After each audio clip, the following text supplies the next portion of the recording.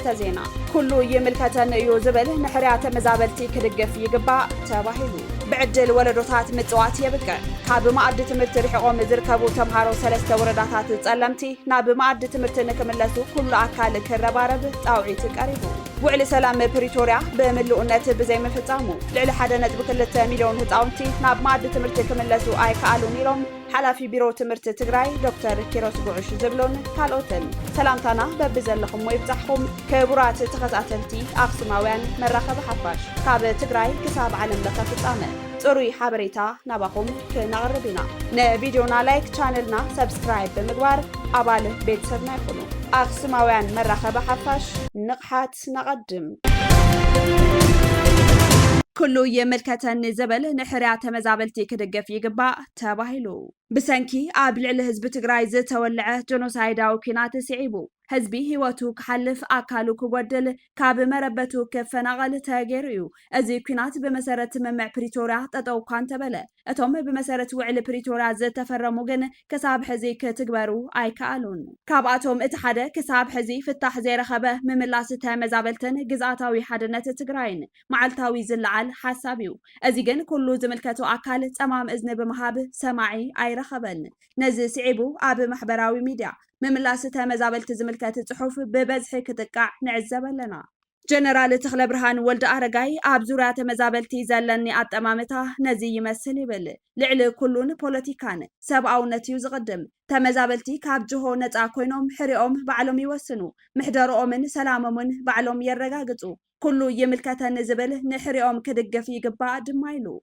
أبو منبر ودب سالساي ويانا تقراي أي تعالو لهايلو بوغانو تمزابلتي ناب مربتهم أب مملاس بزح سابر رئيتو كهبك أنيو زغطلون يمثلني قبو يدما يبل مخنياتو اتقوداي تمزابلتي ناب مربتهم زملسلو كونتات سلازخونن بوانا نتدما قوداي زلاغي بهراوي ربحا سلازخوننيو دنبا النافلخا ننبعلخا متللا مقارفنا أب بهراوي زعباتات رئيتوان قوامن محاز أدلاي كمزخونة يسمعن كبل أبو منبر ودب سالساي ويانا تقراي أي تعالو لا هايلو أب دحرقات فيسبوك زيتاقعو تحوفيا ملكت أسعيبو دما أب معراب تقراي حزبلو كاب معراب تقراي ون زتمزابله حزبلو ناب سودان زتسددونلو بتوساخي حزبنا نقزاتنان أب قوبتا أب زللو اوان كاب كل لمحرا ببزحي بممزا أمحارو أب معراب تقراي كسافرو تاقيريو أزي كوانا تباهيلو نايتي كبابي ديموغرافي نمغيارن بزلاقنة ون نمعراب تقراي ناب أمحارا كل نمحواسن زتقبر ناي ورر تسرحيو سلازي دحر ورار كل تشهن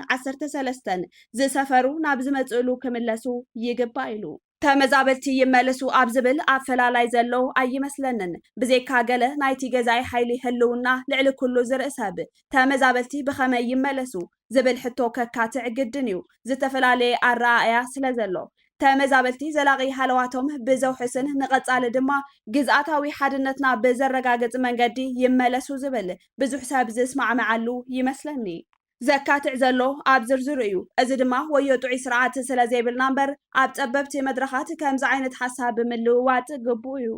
ኣብ ምዕራብ ትግራይ እቲ ተመዛቢሉ ዘሎን ኣብኡ ዝነብርን ህዝቢ ናብ ሓደ ክመፅን ኣብዞም እዋናት ዝተፈጠረ ቅርሕንትን ደምነትን ኣብ ሓፂር እዋንን ኣብ ዝነውሐ እዋንን ዘፍትሐሉ ኣገባብ ኣቐሚጥካ ህዝባዊ ሓድነት ምፍጣር ግቡእ እዩ እዚ ነቲ ዝምለስ ዘሎ ተመዛባሊ ይኹን ኣብኡ ዘሎ ነባሪ ኣዝዩ ወሳኒ እዩ ንናይ ትግራይ ግዝኣታውን ብሄራዊ ሓድነትን እውን ወሳና እዩ ስለዚ ነዚ ብቕንዕናን ብሄራዊ ሓልዮትን ተሊምካ ብትዕግስቲ ክፍፀም ምግባር ወሳኒ እዩ እዚ ክግበር ዝኽእል ብሄራዊ ሓልዮት ዘለዎ መንግስቲ እዩ ኢሉ ኣሉላ ሃይሉ ኣብ ናይ ትማሊ ዜናና ከም ዝሓበርናዮ ቀዳማይ ሚኒስተር አብይ አሕመድ ንሓድሽ ሽመኝኡ ጊዜያዊ ፕሬዝዳንት ክልል ትግራይ ነበር ጌታቸው ረዳ ነቲ ናይ ምምላስ ሓላፍነት ከም ዝሃብዎ ድማ ተፈሊጡሎ ኣብ ትዕማሙ ድማ ልዕሊ 700,000 ዝተመዛበሉ ተጋሩ ናብ መቦቀላዊ መረበቶም ምዕራብ ትግራይ ንምምላስ ሕጋውነት እቲ መምሕዳር ኣብ ጭቡጥ ቁፅፅር እቲ ጊዜያዊ መምሕዳር ንክኸውን ይሰርሕ ከም ዘሎ ይሕበረሎ ስምምዕ ፕሪቶሪያ ቅድሚ ኩናት ዝነበረ ሕገ መንግስታዊ ስርዓት ክምለስ ዞባ ምዕራብ ትግራይ ናብ መሪሕነት ትግራይ ክምለስ ይፅውዕ እዚ ግን ዛጊድ ኣይተፈፀመን بعدل ولدتات متوات يبقع كاب معد تمرت رحقوم زركبو تمهارو 3 ورداتات تصلمتي ناب معد تمرت نكملسو كل أكال كربارب تعويت قريبو ማሕበር ልምዓት ጸለምቲ ሎሚ ኣብ ዘውፅኦ መግለጺ ኣብ 3 ወረዳታት ጸለምቲ ኣቀዲሙ ብሰንኪ ኮቪድ-19 ስዒቡ ኣብ ትግራይ ዝተፈጸመ ቅሉዕ ጽንተታዊ ኩናት ዝተቋረጸ መኣዲ ትምህርቲ ዛጊድ እውን ኣይተጀመረን ኢሉ ልዕሊ 250,000 ህዝቢ ይነብረለን ተባሂሉ ዝግመታ 3 ወረዳታት ጸለምቲ ኣብ 3 ወረዳታት ቅድሚ ኩናት ልዕሊ 56,000 ተምሃሮ ኣብ 79 ኣብያተ ትምህርቲ ትምህርቶም ይከታተሉ ነይሮም ዝበለ እቲ ማሕበር ትምህርቲ ኣብ 2012 ዓመተ ምህረት ብሰንኪ ኮቪድ-19 ካብ ዝቋረጽ እንሆ 6ይ ዓመቱ ይኸውን ኢሉ ብሰንኪ ዘጋጠመ ጽንተታዊ ኩናት ትምህርቲ ኣይቀጸለን ዝበለ መግለጺ ማሕበር ልምዓት ጸለምቲ ድሕሪ ውዕሊ ፕሪቶሪያ እውን እንተኾነ ብሰንኪ ውጥጥ ፖለቲከኛታት ተምሃሮ 3 ወረዳታት ጸለምቲ ካብ መኣዲ ትምህርቲ ርሒቆም ይርከቡ ኢሉ ኣብዚ ዓመት 2018 ዓመተ ምህረት እውን እንተኾነ ትምህርቲ ንምጅማር ኣብ ዝእቶ ዝበሃል ምድላውን መረድዳእን ብወገን መንግስቲ ፌደራል ይኹን ክልላት የለን ትምህርቲ ብቋንቋኻ ምርካብ ሓደ ካብ መሰላት ህፃናት ሰገናትን ምዃኑ ይፍለጥ ኣዋጅ ሰብኣዊ መሰላት UDHR 1948 አንቀጽ 26 ዝኾነ ይኹን ዜጋ ትምህርቲ ናይ ምርካብ መሰል ከም ዘለዎ ይእውጅ ዝበለ እቲ ማሕበር ውዕል ሕቡራት ሃገራት ብዛዕባ መሰላት ህፃናት CRC 1989 አንቀጽ 28 ህፃናት መባእታዊ ትምህርቲ ክረኽቡ መሰል ከም ዘለዎም እዚ ዘይምግባር ድማ ብሕጊ ዝሕትት ምዃኑ ይድንግግ ክብል ኣዘኻኺሩ መምርሕታት ዩኔስኮ ኣብ ቋንቋን ትምህርትን ዩኔስኮ ጋይድላይንስ ኦን ላንጉጅ ኤንድ ኤጁኬሽን 2003-2016 ከም ዘቐመጦ ተምሃሮ ኣብ መባእታዊ ብርኪ ትምህርቶም ብናይ ኣዲኦም ቋንቋ ማዘርታንግ ክመሃሩ ይእውጅ ኢትዮጵያ ንዓለም ለኸ ሕግታት ዝፈረመት እንትትኸውን ፖሊሲ ትምህርትን ስልጠናን ኢትዮጵያ 1994 ኣብ መላእ መባእታዊ ኣብያተ ትምህርቲ ካብ ቀዳማይ ክሳብ 8ይ ክፍሊ ቋንቋ ኣደ ከም መሳርሒ ትምህርቲ ሚዲየም ኦፍ ኢንስትራክሽን MOI ክውዕል ከም ዘለዎ ኣቐሚጡ እዩ ዝበለ ማሕበር ልምዓት ጸለምቲ ስለዚ ሕዚ እውን ዝሓለፉ ዝተኸሰሩ 6 ዓመታት ይኣኽሎም ብዕድል ወለዶታት ምጽዋት ከብቅዕ ይግብኦ ኢሉ ድሌት ህዝቢ ማእኸሉ ዘይገበረ ንፖለቲካዊ ሃልኪ ወይ እውን ህዝቢ ዘይደልዮ መንነት ብሓይሊ ንምጽዓን ኢሉ ኣብዚ ዝዕንቅፍ ዝኾነ ይኹን ኣካል እንተሃልዩ ኣደብ ክገብር بعدل ولدتات متوات دو كبل نتحساسب زبالة محبر لمعات تصلمتي كابز حليفو كعنكفية دليت هزبي قعتيزة دليتي بحيلي كتعني يزبل أكال ويولك أسب انتهاليو هاقراون علم لخاون ناي سباوي مسألة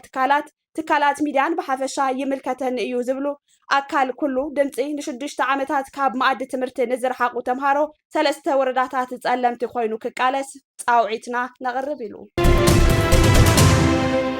وعلى سلام بريتوريا بملؤنات بزي مفتامو لعلى حدنت بخلت هتاونتين اب معد تمرت كملسو اي كالوني لهم حلافي بيرو تمرت تግራይ دكتور كيروس ጉዑሽ ابا فጻጽማ ስራሕ በጀት ዓመት 2017 ስራሕቲ ቅድመ ምድላው ዘመነ ትምርቲ 2018 ውጽኢት ፈተና ተምሃሮ 12 ክፍልን ኣመልኪቶም ንጋዜጠኛታት መብርህ ዝሃቡ ዶክተር ኪሮስ ጉዑሽ ድሕሪ ምኽታም ውዕሊ ፕሪቶሪያ 2015 ዓመተ ምህረት ዓኒው ዝጸንሐ ስርዓተ ትምርቲ ትግራይ ናብ ንቡር ንምምላስ ሰፋሕቲ ጻዕርታት እናተገበሩ ከም ዝመጹ ብምሕባር ኣብቶም ዝሓለፉ 2 ዓመትን ፈረቓን ብርክት ዝበላ ዕንወት ዝበጽሐን ኣብያተ ትምህርቲ ዳግም ንምህናጽ ካብ ማዕዲ ትምህርቲ ዝረሓቁ ህጻናት ንምምላስን ምስ መዳርግቲ ኣካላትን ገበርቲ ሰናይ ትካላትን ሰፋሕቲ ስራሕቲ እናተሰርሑ ከም ዝመጹን ገሊጾም ኣብ ኣብያተ ትምህርቲ ዝነበረ ሕጽረት ናውቲ ንምምላእ ቢሮ ትምህርቲ ትግራይ ኣብ ውሽጢ 2 ዓመትን ፈረቓን ልዕሊ 1 ቢልዮን ብር ወጻኢ ብምግባር ክባጻሕ ከም ዝገበረ ድማ ሓቢሮም ኣብ ዘበነ ትምህርቲ 2017 ዓመተ ምህረት ልዕሊ 1 ቢልዮን ብር ወጻኢ 343,000 ተምሃሮ መርሃ ግብሪ ምግብና ከም ዝተሳለጠ ዝገለጹ ዶክተር ኪሮስ ናውቲ ትምህርቲ ንምምላእ ጻዕርታት እናተገበሩ ዋላ እኳ እንተኾኑ ክሳብ ሕዚ ኣብ መምሃሪ ወንበር 20 ሚእታዊ ኣብ ጸሊም ሰሌዳ 69 ሚእታዊ ጥራሕ ሽፋን ከም ዝረኸበ ኣብሪሆም ብሓፈሻ ኣብዚ ዓመት ልዕሊ 2.5 ሚልዮን ህጻናት ናብ ማዕዲ ትምህርቲ ክኸቱ ትልሚ ተታሒዙ እንተነበረ እኳ ናብ ማዕዲ ትምህርቲ ዝኸተቱ ግና ልዕሊ 1.3 ጥራሕ ከም ዝኾኑ ሓቢሮም ውዕሊ ፕሪቶሪያ ብምሉእነት ብዘይምፍጻሙ ድማ ክሳብ ሕዚ ልዕሊ 1.2 ሚልዮን ህጻናት ናብ ማዕዲ ትምህርቲ ክኸቱ ኣይከኣሉን ኢሎም بتوسخ دما دكتور كيروس ጉዑሽ ኣብዚ ዓመት ንፈተና 12 ክፍሊ ካብ ዝቐረቡ 35,037 ተምሃሮ እቶም 8.3 ተምሃሮ ከም ዝሓለፉ ብምግላጽ ንዘበነ ትምህርቲ 2018 ዓ.ም ሰፋሕቲ ስራሕቲ ምድላዋት እናተገበሩን ነዚ ንምጥንኻር ምስ ኣመራርሓ ትምህርትን መምህራንን መድረኻት ፈጢርና ዘተናገበርና ድሕሪ ምጽናሕ ነዚ ተፈጻሚ ንምግባር 7 ኮሚቴታት ተጣይሾም ኣብ በብወረዱ ናብ ስራሕ ኣትዮም ይርከቡ ኢሎም ተበጻሕነት ትምህርቲ ንክሰፍሕን ግደ ወለዲ ዝለዓለ ምዃኑ ብምሕባር 12 መስከረም 2018 ዓ.ም ኣብ ኩለን ኣብ ትሕቲ ጊዜያዊ ምምሕዳር ትግራይ ዝርከባ ኣብያተ ትምህርቲ ስሩዕ ከይዲ ምምሃር ምስትምሃር ከም ዝጅመር ሓቢሮም كبرات تخطاتلتي أقسماوያን መራኸቢ ሓፋሽ ናይ ሎም ዕለት 7 መስከረም 2018 ዓመተ ምህረት ምድላዋት ዜና ኣክስማውያን እዞም ክትከታተልዎም ዝጸናሕኩም ይመስሉ ነይሮም ምስ ዝተረፉ መደባት ኣክስማውያን ቴሌቪዥን ሰናይ ጻንሒት